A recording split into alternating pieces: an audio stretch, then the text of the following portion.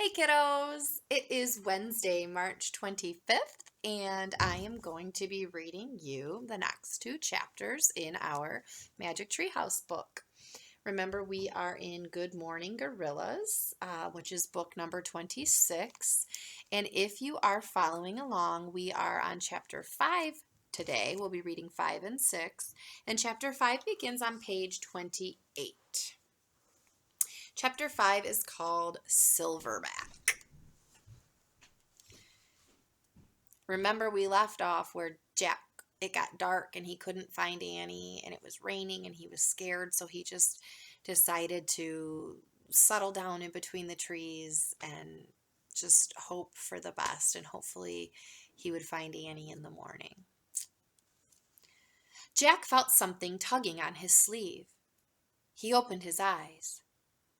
Boo Boo, the small gorilla, was staring at him in the dawn light. Jack stood up. His arms and legs felt stiff and achy. His wet clothes stuck to his skin. He looked around the cloud forest. Misty sunlight shined through the tree branches. "Where's Annie?" he asked the small gorilla. Boo Boo waved her arms. Then she bounded off between the trees. Jack pulled on his pack and followed. As the small gorilla led him through the cloud forest, her head bobbed above the leafy plants. Finally, she stopped before a row of shrubs. Jack took a few steps forward and peered over the shrubs. "Oh, man," he whispered. The large, dark figures were sleeping in an open, grassy area. Gorillas! There were at least 10 of them.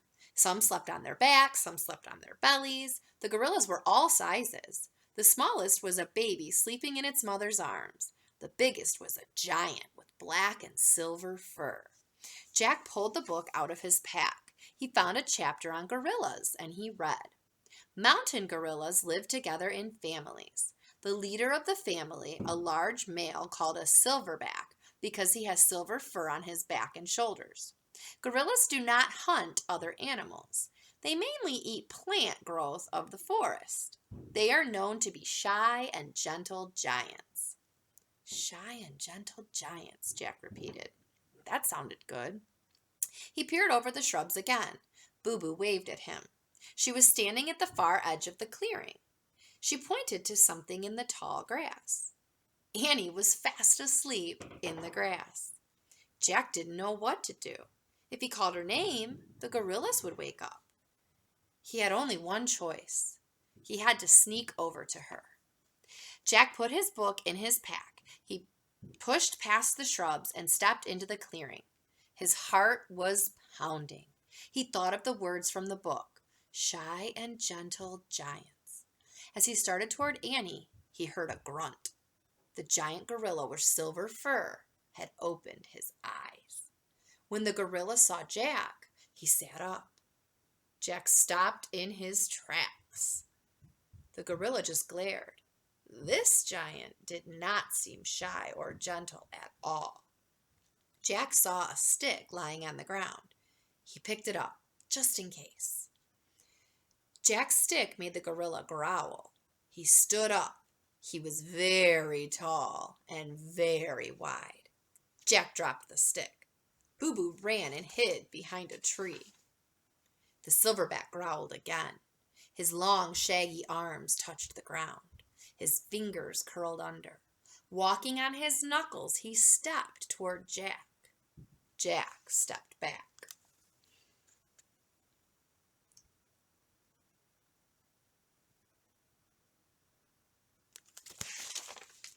The gorilla stepped forward, and Jack stepped back again. The gorilla kept stepping forward, and Jack kept stepping back until he had stepped out of the clearing. But the silverback kept coming. Jack stumbled back through the brush until he came to the thick wall of plants. The gorilla kept coming. Jack couldn't move back anymore. Hi, he said nervously. He held up his hand. "I come in." But before Jack could say peace, the giant gorilla went crazy. He hooted and he leapt on his feet. Jack crouched down in a panic. The gorilla kept hooting. He grabbed the tree limbs. He shook it wildly and he ripped leaves from the branches. He gnashed his teeth and he cupped his hands and he beat his chest. Ah!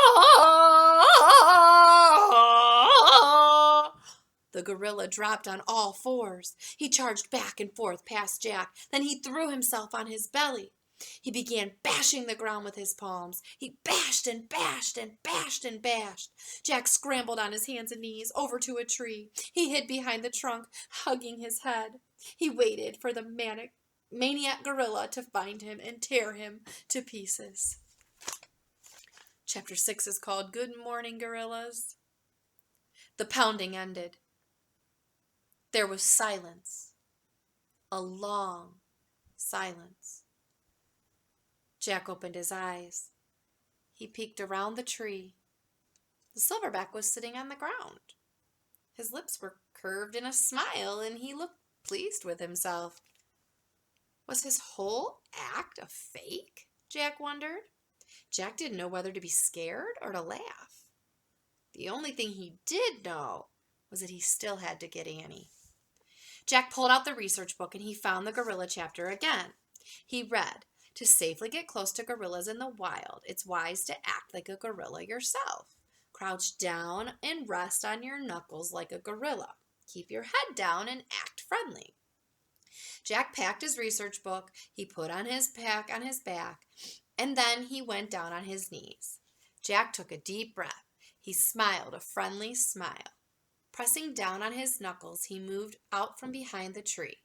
His fingers hurt as he walked on them. The silverback grunted. Jack didn't look up. He kept smiling a friendly smile as he crawled through the brush toward the clearing. When he got to the edge of the clearing, he glanced back. A giant gorilla was following him. He was frowning, but he didn't seem about to attack. Jack kept going. He moved into the clearing, then he stopped. More gorillas were waking up. A large gorilla hugged Boo Boo as if to comfort her. When Boo Boo saw Jack, she screeched joyfully. All the other gorillas turned to look at him. They made nervous sounds. Jack's heart pounded, but he just smiled his friendly smile and kept crawling. He crawled around the gorillas and over to Annie. "Wake up," he said, shaking her. Annie yawned and then opened her eyes. "Oh, hi," she said. "Are you okay?" asked Jack. "Sure," said Annie. She sat up and looked around. "Oh," she gasped. "Give me your best gasp." "Oh." Good job. The gorillas were staring at Jack and Annie with bright, darting eyes. The silverback stared the hardest. "Oh, wow," said Annie. A joyful smile crossed her face. "Good morning, gorillas."